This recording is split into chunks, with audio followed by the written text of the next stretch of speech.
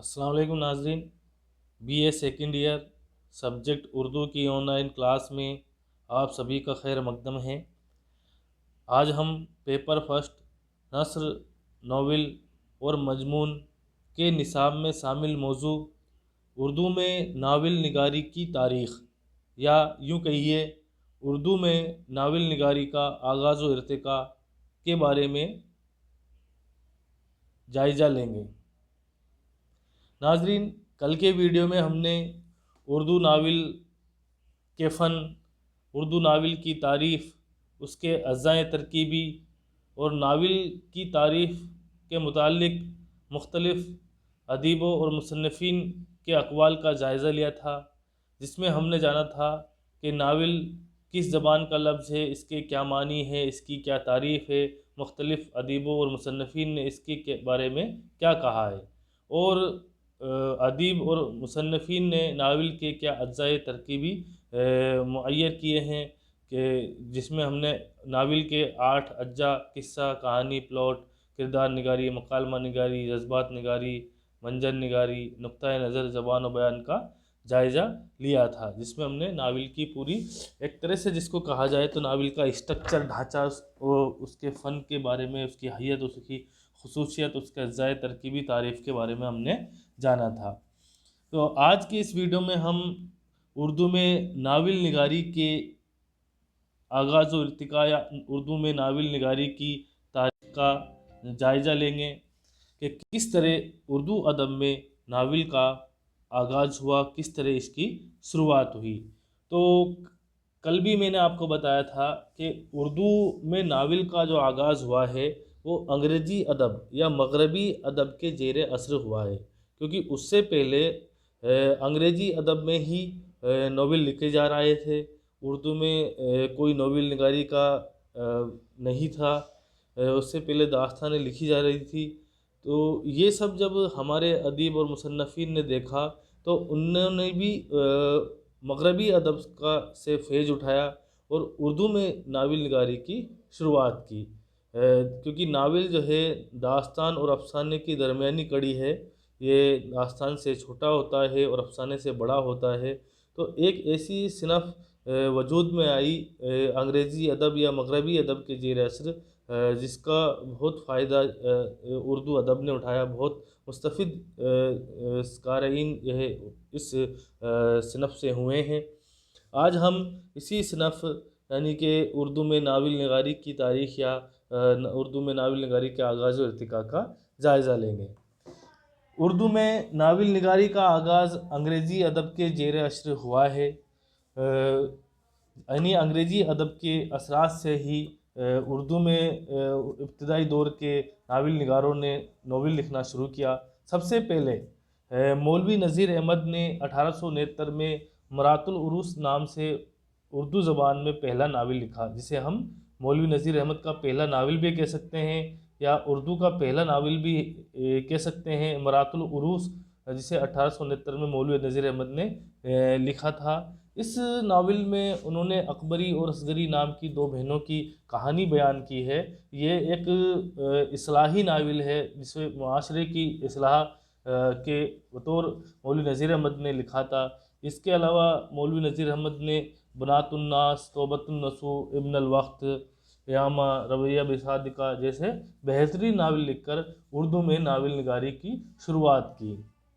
उसी ज़माने में मुंशी सज्जाद हुसैन ने भी अपनी नावल निगारी के जौहर दिखाए और उर्दू में बेहतरीन नावल लिखकर एक नया कारनामा अंजाम दिया। मुंशी सज्जाद हुसैन के नावलों में हाजी बगलूल, काया पलट जैसे ख़ास नावल काबिल ज़िक्र है। उसी दौर के एक और अहम नावल निगार है पंडित रतन नाथ सरशार।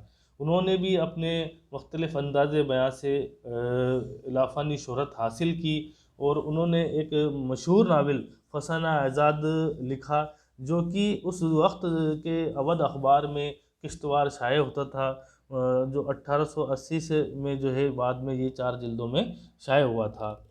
उर्दू के बेहतरीन नावल निगारों में शामिल अब्दुल हलीम शरीर ने بھی اپنے نئے انداز سے تاریخی ناول نگاری کی شروعات کی، یعنی انہوں نے ایسے ناول لکھے جس میں تاریخ کا زاویہ ہمیں دیکھنے کو ملتا ہے۔ ان کے ناولوں میں فردوس بری، ملک عزیز ورجینا، منصور مہنا، حسن کا ڈاکو، حسن اینجلینا، جوال بغداد، یعنی ان کے جتنے بھی ناول تھے وہ سارے کے سارے مغربی ملکوں یا خاڑی ملکوں کے کرداروں کو دھیان میں رکھ کر لکھے ہوئے گئے تھے، سارے کے سارے تاریخی ناول تھے۔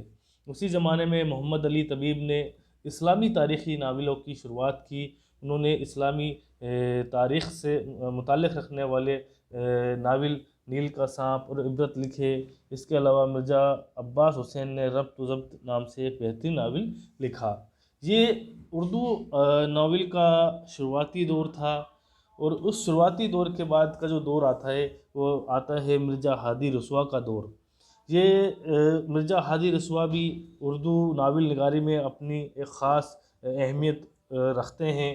ان کا بہترین ناول امراؤ جان ادا جو 1899 میں شائع ہوا، اردو ادب کا ایک لازوال گہوارہ ہے۔ اس کے علاوہ انہوں نے جات شریف، شریف زادہ، افسانۂ راج، اختری بیگم جیسے مشہور ناول بھی لکھے ہیں، لیکن مرزا ہادی رسوا کی جو شہرت، جو مقبولیت امراؤ جان ادا سے ہوئی، وہ کسی دوسرے ناول سے ان کو نہیں مل سکی۔ امراؤ جان ادا اردو ادب کا ایک نایاب ستارہ ثابت ہوا۔ اسی زمانے میں علامہ راشد الخیری نے ہندوستان کے مسلم معاشرے اور خواتین سے کو موضوع بنا کر بہترین ناول لکھے ہیں، جس میں صبح زندگی، شام زندگی بھی ان کے بہترین ناول کی کہے جا سکتے ہیں۔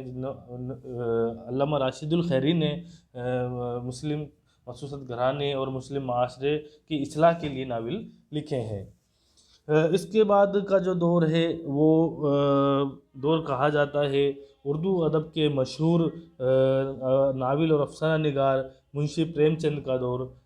منشی پریم چند جنہیں جدید اردو ناول کا بانی بھی کہا جاتا ہے، چاہے ناول نگاری کی شروعات مولوی نذیر احمد سے مانی جاتی ہے، لیکن جدید اردو ناول کی شروعات منشی پریم چند سے ہی مانی جاتی ہے۔ انہوں نے جدیدیت کو، انہوں نے حقیقت نگاری کو اپنے ناولوں میں خاص جگہ دی، اور دیہاتی زندگی کو، دیہات کے مسائل کو اپنے ناولوں کا موضوع بنایا۔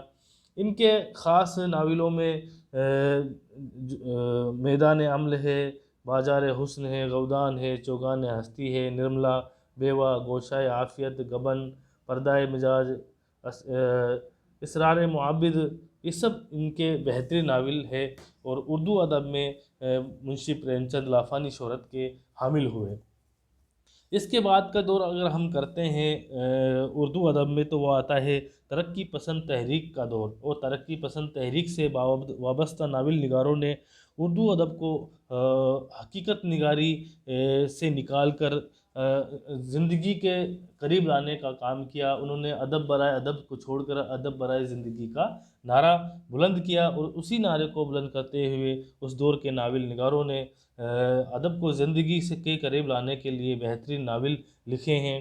اس دور میں سب سے پہلے ہم ناول نگار کا نام لے سکتے ہیں سید سجاد ظہیر، جنہوں نے نفسیاتی تجربے کو دھیان میں رکھتے ہوئے بہترین ناول لکھے ہیں۔ لندن کی ایک رات ان کا خاص ناول ہے۔ اس کے علاوہ عصمت چغتائی نے بھی متوسط مسلم گھرانے کے لڑکے لڑکیوں کے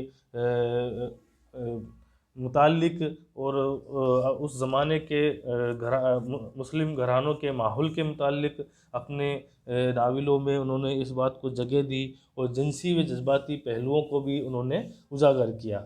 ان کے اہم ناولوں میں ٹیڑھی لکیر، جدی، معصومہ، سودائی، ایک قطرہ خون، باندی، جنگلی کبوتر، دل کی دنیا، عجیب آدمی وغیرہ خاص طور سے قابل ذکر ہے۔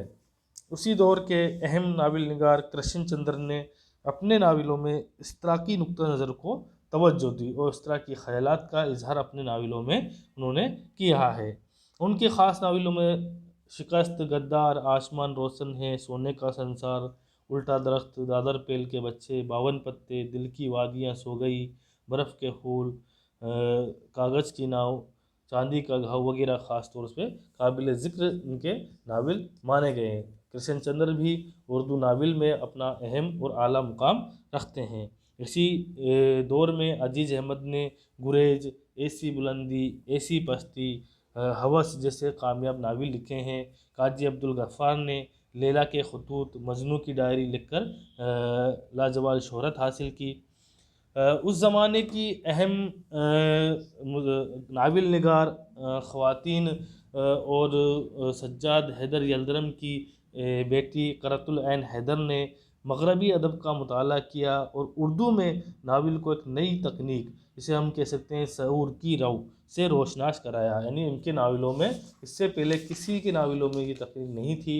انہوں نے ایک نئے انداز بیاں کے ساتھ، شعور کی رو کے ساتھ اپنے ناولوں کو لکھا اور زوال شہرت حاصل کی۔ قرۃ العین حیدر کے اہم ناولوں میں میرے بھی صنم خانے، سفینہ غم دل، آگ کا دریا، آخری شب کے ہم سفر، کار جہاں دراز ہے، گردش رنگ چمن، چاندنی بیگم جیسے ناول خاص طور سے قابل ذکر ہے۔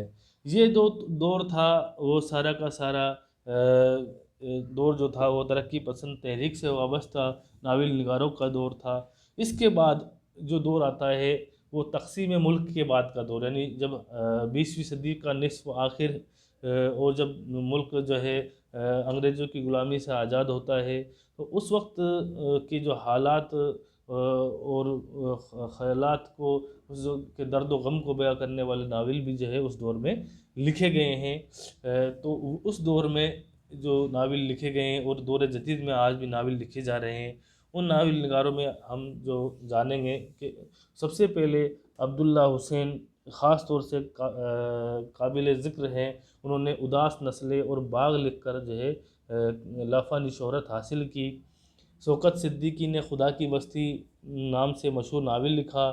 خدیجہ مستور نے آنگن، حیات اللہ انصاری نے لہو کے پھول،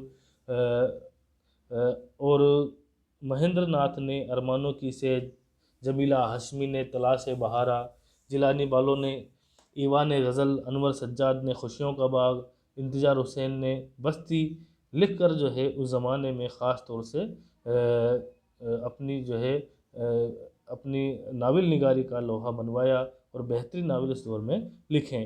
اس کے بعد کا جو دور آتا ہے وہ جدیدیت اور مابعد جدیدیت کا دور، جس میں سلیم اختر نے ضبط کی دیوار، خدیجہ مستور نے زمین، قاضی عبدالستار نے شکست کی آواز، اور واجدہ تبسم نے پھول کھلنے دو، مرزا محمد سعید نے خواب ہستی، ابراہیم جلیس نے چور بازار، عابد حسین نے غدار جیسے خاص ناول جو ہے اس دور میں لکھے ہیں۔ اس کے بعد دور جدید یعنی عہد حاضر میں بھی ناول لکھے گئے ہیں، اور اس دور کے ناول نگاروں میں مسرور جہاں نے درد کا ساحل، عفت موہانی نے داغ دل، ادیبہ خانم نے خوشبو تیرے نام کی، رضیہ بٹ نے گلبانو، زلیخا حسین نے فتر کی لکیر، آمنہ ابو الحسین نے واپسی، جیلانی بالو نے نغمے کا سفر، خواجہ احمد عباس نے انقلاب، اس کے علاوہ قاضی عبدالستار نے غالب، شب گزیدہ، دارا شکو کے نام سے بہترین ناول لکھے ہیں۔ اس طرح دور حاضر میں بھی جو ہے ناول لکھے جا رہے ہیں، اپنے مخصوص انداز بیاں کے ساتھ، اپنی مخصوص موضوعات کے ساتھ، خیالات کے ساتھ، تفکرات کے ساتھ دور حاضر میں بھی ناول لکھے جا رہے ہیں۔ اس طرح ہم کہہ سکتے ہیں کہ ناول نگاری بھی اردو ادب کی ایک خاص تر اور کامیاب ترین صنف رہی ہے، جس میں مختلف ادیبوں نے، مصنفین نے، ناول نگاروں نے طبع آزمائی کر کے اسے معراج کمال تک پہنچایا۔ شکریہ ناظرین۔